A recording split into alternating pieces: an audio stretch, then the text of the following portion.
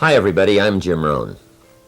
I was just going over our latest issue of our new magazine called The Achiever. I want to thank you for taking the time to spend just a few minutes with me today. I have a very interesting subject. I call it 5 Simple Steps to Go from Average to Fortune. I've been asked to give it in many places for corporations and companies, and now I have the opportunity to share it with you. It's a pretty big subject for someone like me. For my life started out rather modestly, up in farm country in Idaho where I was raised. I grew up in this little community of some 4,000 or 5,000 people, and went to high school, graduated, went to college for a year and a half, and then I quit, decided I was smart enough, and got me a job to see if I couldn't make all of my ambitions come true. My parents, I think, gave me a very good foundation, a very good start. I was an only child, so I think they took some extra time with me and got off to a pretty good start. A couple of years after I left school, I found a very beautiful young lady and persuaded her to marry me, and kept making all of those grand promises, as we're inclined to do, that everything was going to work well and that she had made a wise decision.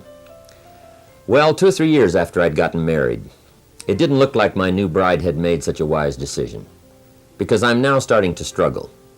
I've got far too much month at the end of the money, if you've ever known what that's like, and I'm wondering what to do. I'm behind on my bills.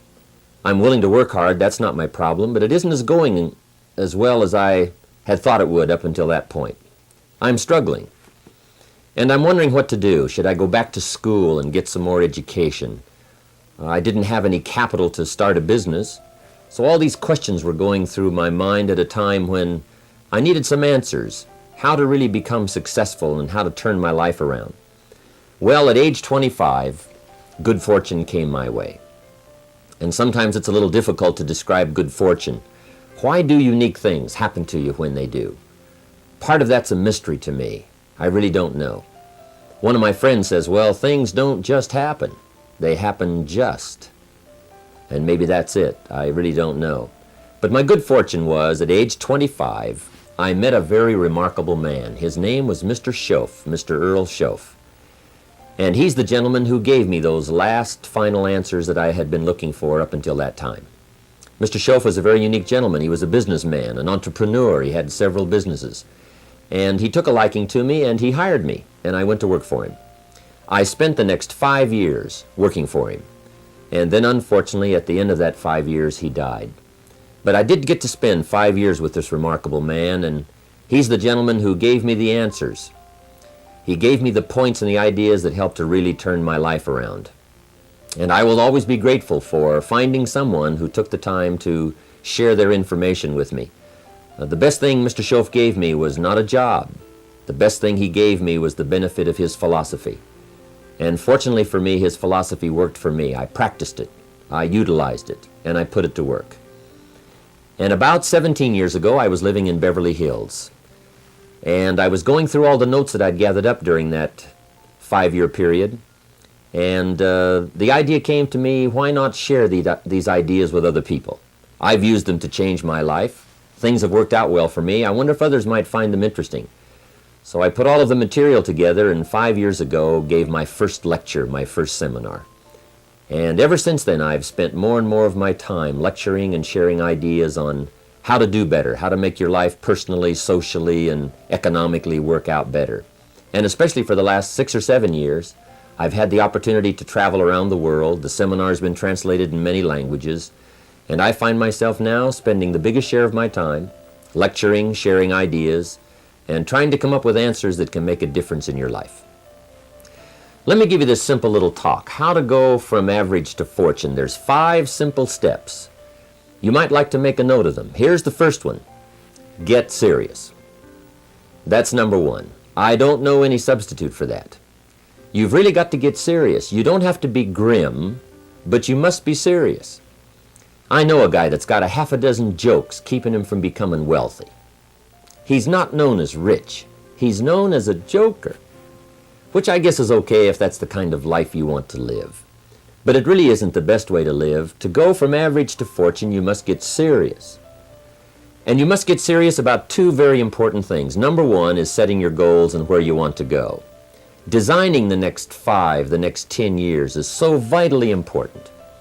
What do you want to do economically? Where do you want to go? What do you want to be? What would you like to have? What would you like to share? How much would you like to earn? How far would you like to go? Those are some major questions to ask. And for that all to work out like you want it to for the next 5 or 10 years, in my personal opinion, you've got to get serious. Then you have to get serious about another important subject. And that important subject is called personal development. Personal development is striving hard to become the kind of person that you want to be. And to become the kind of person you want to be, you've got to work at it. 10 years from now, you will surely become someone. The big question is, who? What are you becoming? And if you go to work on it now, sure enough, in a very short period of time, you can take on a new direction to become the kind of person you want to be. There's a very important question to ask, and the question is, 10 years from now, you will surely arrive. And the question is, where? So to answer the question of where you want to arrive and the kind of person you want to be, you've got to get serious. So that's point number one. To make your life worthwhile and unique, to go from average to fortune, you've got to get serious. Now, the second point is get smart. To make your life work out worthwhile, you've got to have some ideas. You've got to have the information. So you've got to be smart.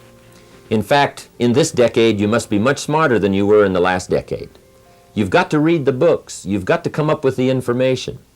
When I have a chance to talk to the high school kids, that's the theme of my talk. Get smart. There's nothing worse than being stupid. And if you will read the books, learn from your experiences, do all the things that you possibly can to get the information, sure enough, you'll be wiser this year than you were last year.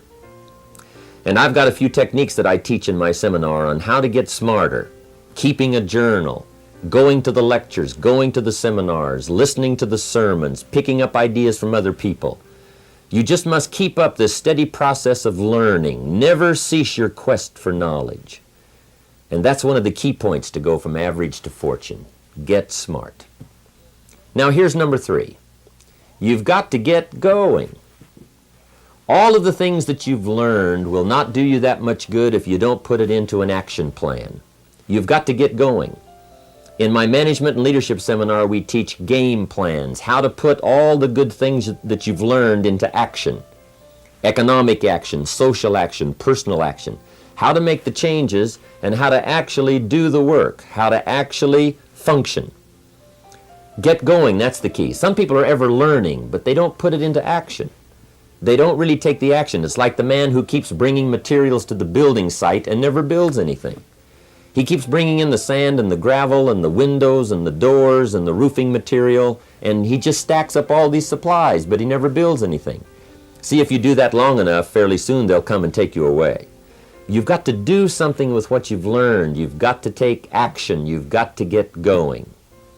So that's one of the most important things to learn, how to design your days, how to design your weeks, how to design the months so that you take the proper action to get the proper return that you're looking for, whether it's economic or personal.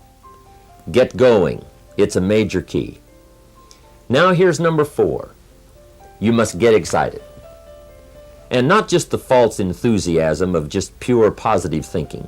You've got to get excited over some very basic things. One is, get excited over your ability to make yourself do the necessary things. Because discipline is major step 1 toward personal progress. And anytime a person wishes to, they can make major changes in their life, personally and socially and financially. It doesn't ever have to be the same after today. No telling what you could do today if you really wish to. The act of murder is a clear indication that a person in one drastic act can forever change the course of their life. It just happens to be in the negative direction. What I would ask you to do, starting today, is get excited about committing an act that's positive, an act that's constructive, to make the changes in your life that you want made, and to go the direction that you want to go. So that's number 4, get excited. Get excited about your potential. Human capacity is usually never the problem. Little children can learn several languages. We can learn to do the most incredible things. All we need to do is take the time to do it. So it's not a matter of capacity. It's a matter of judgment. It's a matter of excitement. It's a matter of will. And it's a matter of wanting to bad enough. So it's pretty exciting to know that any day you wish, you can change your life. Any day you pick out, you can make major changes. It doesn't ever have to be the same again. And that's exciting. Knowing that intellectually and personally, you can actually do the things that will make major changes in your life. That's number 4. Here's number 5. Number 5 is get away. I have found, especially in the last 15, 20 years, that there's an important thing called life balance. You've got to learn to get away. You must learn to get away and be alone. Learn to get away and reflect. Learn to get away and learn how to live as well as how to earn. How sad it would be to learn how to earn well but not learn how to live well. You must balance your life.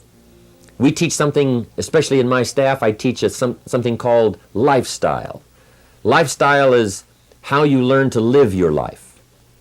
Some people have money, but they don't even know how to spend it. They have time, but they don't know how to spend it. Some people are successful, but they don't know how to spend their success. They don't know what to do with it. They don't get joy from it. Rather, they get animosity. A father takes $5, crushes it, and throws it at his son and says, "If you need it that bad, take it." Now, it's the same $5, but instead of dispensing it with joy, he dispenses it with animosity. That's the difference in not knowing how to live. It's called lifestyle. Then you've got to take time to cultivate good friends. You've got to take time to be with your family. You've got to take time to be with the people who are important to you, designing your life in those respects. Get away. Take the time. Reflect on your life. Recharge your batteries. Do some growing away from your enterprise. Then when you come back to your enterprise, after you have taken this time to balance your life, you will find that on the job, working on your enterprise, things will really go much better. So those are the 5 simple steps to go from average to fortune. Get serious, get smart, get going, get excited, and get away. I hope those points will be valuable for you as you consider them.